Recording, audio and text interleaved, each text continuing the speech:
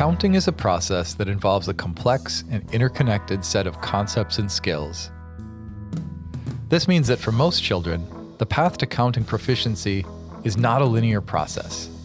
Today we're talking with Dr. Kim Hartweg from Western Illinois University about the big ideas and skills that are a part of counting and the ways educators can support their students on this important part of their math journey.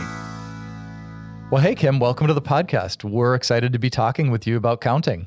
Thanks for having me. I'm excited too. So I'm fascinated by all of the things that we're learning about how young kids count, or at least the way that they attend to quantities. Yeah, it's exciting what all is taking place with the research and everything going on with early childhood education, especially in regards to number and number sense. And I think back to an article I read about a 6-month-old baby who's in a crib, and there's 3 pictures in this crib. One of them has 2 dots on it, another one has 1 dot, and then a third one has 3 dots. And a drum sounds, and it goes boom, boom, boom. And this 6-month-old baby turns their head and eyes, and they look at the picture with 3 dots on it. And I just think that's exciting that even at that age, they're recognizing that 3 dots goes with 3 drum beats. So it's just exciting.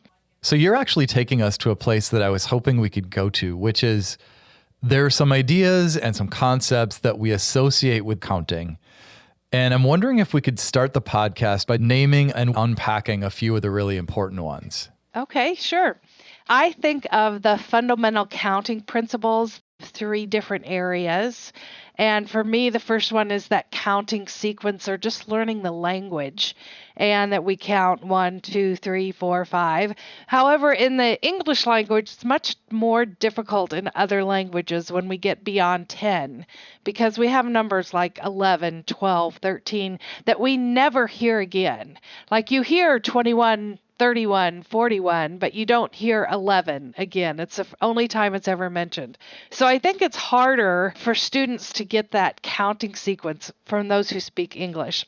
I appreciate you saying that because I remember reading at one point that in certain Asian languages, the number 11, the translation is essentially 10 and 1, as opposed to for English speakers, where it really is 11, which doesn't really follow the cadence of the number sequence that kids are learning. 1, 2, 3, 4, and so on. Exactly. Yes. It picks up again at 21, but this interim space where the teen numbers show up and we're first talking about a 10 and however many more, it's not a great thing about the English language that suddenly we decided to call those things that don't have that same cadence. Yeah, after you get past 20, yes. And if you think of kids when they hear the number 16, a lot of times they'll say a 1 and a 6 or a 6 and a 1, because they hear 16, so you hear the 6 first.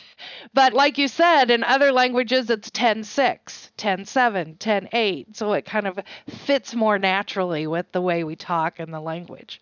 So there's the language of the counting sequence. Let's talk about a couple of the other things. Okay. 1-to-1 correspondence is the key idea. And I think of this when I was first starting to teach undergraduate students about early math education. I had kids at the same age. So at a restaurant or wherever we happened to be, I'd get out the sugar packets and I would have them count.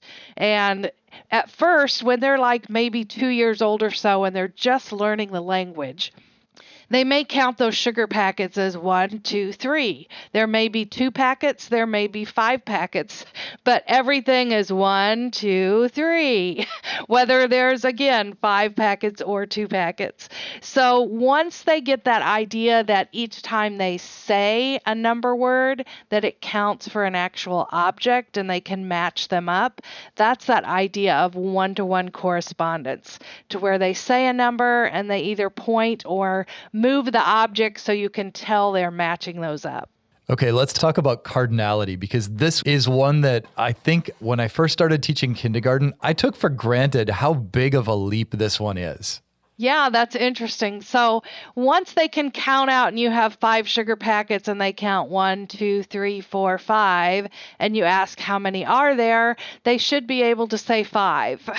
That's cardinality of number. If they have to count again, 1, 2, 3, 4, 5, then they don't have cardinality of number, where whatever number they count last is how many is in that set. Which is kind of amazing, actually. We're asking kids to decide that I've figured out this idea that when I say a number name, I'm talking about an individual part of the count until I say the last one, and then I'm actually talking about the entire set. That's a pretty big leap for kids to start to make sense of. It is, and it's fun to watch because you'll hear some of them say 1, 2, 3, 4, 5, 5. There's 5. So they kind of get that idea. But yeah, that cardinality of number is a key principle and leads into the conservation of numbers. Let's talk about conservation of number. What I'm loving about this conversation is the way that you're using these concrete examples from your own children, from sugar packets, to help us make sense of something that we might be seeing, but we might not have a name for. Yeah, so the conservation of number, this is my favorite task when I have young kids around. I want to see if they conserve number or not. So I might first do the sugar pack thing or whatever and see if they can tell you how many there are. But the real fun is, do they conserve that number? So I think back to a friend of mine who brought her daughter over one time, and I had these toy Matchbox cars on my table. And her name was Katie, and I said, "Katie, how many cars are there?" And she counted 1, 2, 3, 4, 5. There's 5 toy cars. And I moved them around and I said, "Now how many cars are there?" And she counted 1, 2, 3, 4, 5. There's 5 toy cars. So she has cardinality of number. However, I kept moving those cars into different positions, never adding or taking any away. That's all they were there the whole time. And after about 7 or 8 times, I said, "Now how many cars are there?" And her mom finally jumped in and said, "Katie, you've counted those already. There's 5 cars." And I said, No. This is just whether she conserves number or not. It's a developmental type thing. But you know they conserve number when you ask them, "Well, now how many cars are there?" And they look at you and like, "Well, why would you ask that again? There's 5." So then they conserve number. So it's real fun to do that with elementary students who are getting their number sense going, and even before they enter school. However, there will be some that may not get that conservation of number until they're 5 or 6 years old. Let's talk about something you named earlier. I've heard people pronounce this as subitizing or subitizing, but in any case, it's really an important idea for people, especially if you're teaching young children, to make sense of this. Can you talk about what that means? Yeah, so subitizing, I think that's interesting. We work so hard getting kids to count and learn the language and have one-to-one correspondence and then be able to eventually conserve number. But then we want them to just be able to recognize a set of numbers without counting. And that's when they're really starting to develop some number sense. I think of dice, and if you roll a single dice, we want students to just know that when there's an arrangement of 4 dice, they know it's 4 without having to count 1, 2, 3, 4. So the subitizing idea, a lot of dice games, maybe some 10-frame cards, dot cards, lots of things like that can help students develop a little bit more of that subitizing or recognizing a set of items without having to count those. So when I look at a set of 3 dots, I can just say, "That's 3, as opposed to an earlier point where a child might actually say 1, 2, 3, that's 3. Exactly. So that would be subitizing, just instantly knowing what's there without having to count. So I wonder if we could unpack 2 other counting behaviors that sometimes pop up with kids when they're combining or separating quantities. And what I'm thinking about is the difference between the child who counts everything and the child who either counts on from a number or counts back from a number. And I'm wondering if you can talk about what these 2 behaviors can tell us about how kids are thinking about the numbers that they're operating on.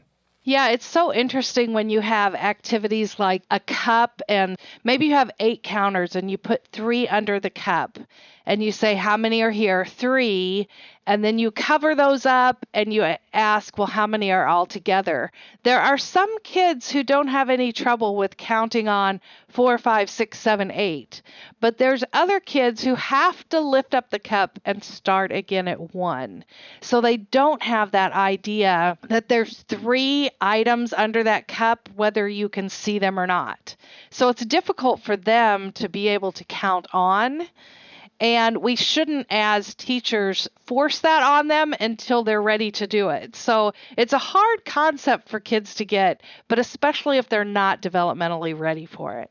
I think that's a really nice caution, because I think you could accidentally potentially get kids to mimic a practice that you're trying to show them, but without understanding, there's some real danger that you're just causing confusion. Yeah, and we want to give kids the idea that counting collections and things is a fun thing to do. And I know there may be teachers that have seashells or rocks or different types of collections they might count. And we want students to count those and then discuss how they counted them, arrange them. And I'm thinking of this little girl that I saw in a video where she was counting 8 bears. And she arranged them first by color, then counted how many there were. And the teacher then went on to use that and make a problem-solving task for her, such as, well, how many green bears do you have? And she would count them. Well, what if you gave me those green bears? Do you know what you would have left?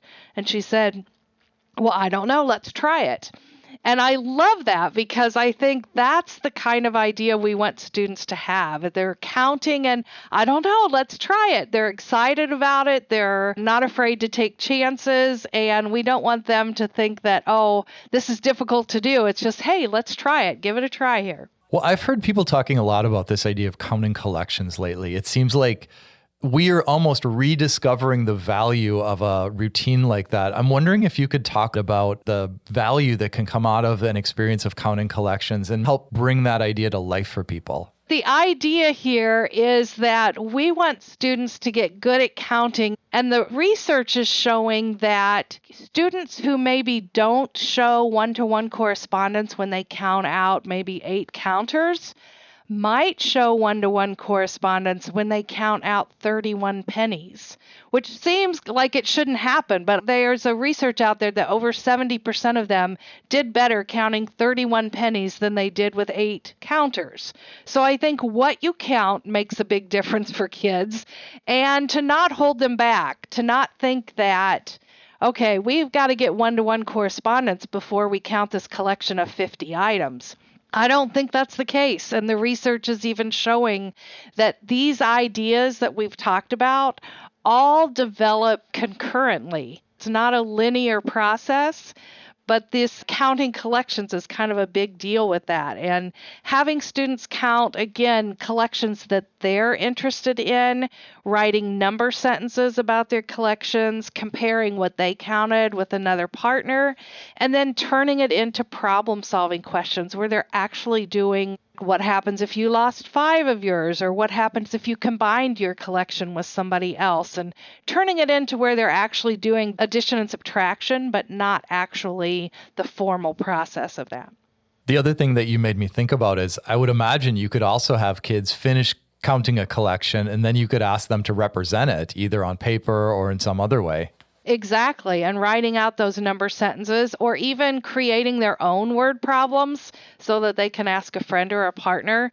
It makes it fun and it relates to what they've done. And let's face it, once you've taken that time to count those collections, you may as well get as much use out of it as you can.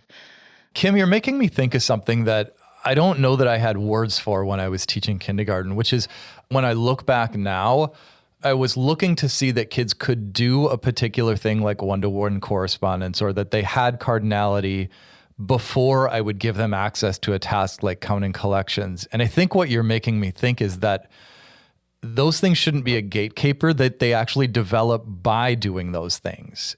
Am I making sense to you? Yes. I always thought you had to have the language first. You had to be able to do one-to-one correspondence before you could get cardinality of number, and you needed cardinality of number before you could do conservation of number. But what the research is showing is it develops concurrently with students, that it's not something that is a linear process by any means. So when we have these activities, it's okay if they don't have one-to-one correspondence and you're doing problem-solving tasks with counters. We need to be planning these activities so they're getting all of this, and they will develop it as it fits in the schema of what they're working on and thinking of in their minds. So I want to bring up a set of manipulatives that are actually attached to our bodies, particularly when it comes to counting. I'm thinking about fingers. And part of what's on my mind is, again, to go back to my practice, there was a point in time where I was really hung up on whether kids should make use of their fingers when they're counting or when they're operating on numbers. And I'm wondering if you could just offer some guidance around that. Yes, I think, again, it goes to that idea that we have these 10 fingers that are great manipulatives, that we shouldn't stop students from doing that. And I know there was a time when teachers would say, don't use your fingers, don't count on your fingers. And I get the idea that we want students to start to subitize eventually and make combinations and not have to count on their fingers. But to stop them from doing it when they need that would be very detrimental to them. And I actually have a story when I was supervising student teachers. One teacher was telling a student, don't count with their fingers. And I saw them like nodding their head. And I went over and I said, what are you doing? He said, well, I can't count my fingers, so I'm using my tongue and I'm counting my teeth. So coming up with a problem that way, still using a manipulative, but it wasn't their fingers. That's pretty creative. Yeah. Well, part of what strikes me about it too is our entire number system is based on tens and ones, and we've got a set of them right in front of us, right? We're trying to get kids to make sense of shifting from units of 1 to units of 10 or maybe units of 5. So these tools that are attached to our bodies are actually pretty helpful because they're really the basis for our number system in a lot of ways. Yes, exactly. And being able to come up with even using your fingers to answer questions, I'm thinking we want students to subitize. So even something to where there's a dot card that a teacher flashes for 3 seconds, and it's in the formation of maybe a 5 on a dice. And you could have students, hold up how many there are, and you could do that 5 or 10 times with dot flashes, or you could hold up one more than what you see on the dice. So they only see it for 5 seconds and the number's 5, but they hold up 6. So just uses of fingers to kind of make those connections can be very helpful. So before we go, you mentioned that you work with pre-service teachers, folks who are getting ready to go into the field and work with elementary children in the area of mathematics. I'm wondering if there are any particular resources that really help your students and perhaps teachers who are already in the field just make sense of counting and number to really understand some of the ideas that we've been talking about today. Do you have anything in particular that you would recommend to teachers? Yeah, I'll just mention a few that we use a lot of. We do the 2-color counters a lot where one side is yellow and one is red. But we do a lot of dot cards where, again, they're arrangements of dots on a card that you could just flash to a student, kind of like I've already explained. There's lots of resources on the National Council of Teachers of Mathematics website that has 10-frame activities. And if you haven't used Reckon-Recs before, I think those are pretty amazing as well, along with hundreds charts and just being able to have students create some of their own manipulatives and their own numbers makes a huge difference for kids. I think that's a great place to close the conversation. Thank you so much for joining us, Kim. It's really been a pleasure chatting with you. Hey, thanks so much. It's been fun, Mike. Thanks for asking me. This podcast is brought to you by the Math Learning Center and the Meyer Math Foundation, dedicated to inspiring and enabling all individuals to discover and develop their mathematical confidence and ability.